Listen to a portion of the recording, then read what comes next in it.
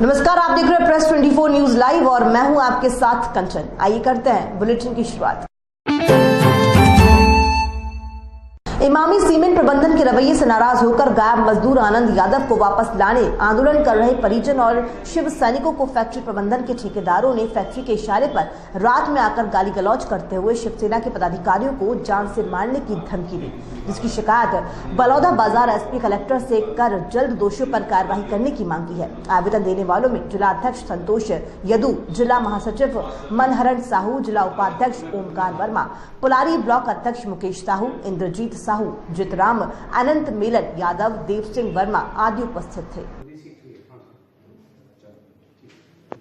तापी तोड़ने में उत्तराखंड के तापी जिले में ये घटना हुई है। वाड़ापायला का सिम आधारित केमिकल से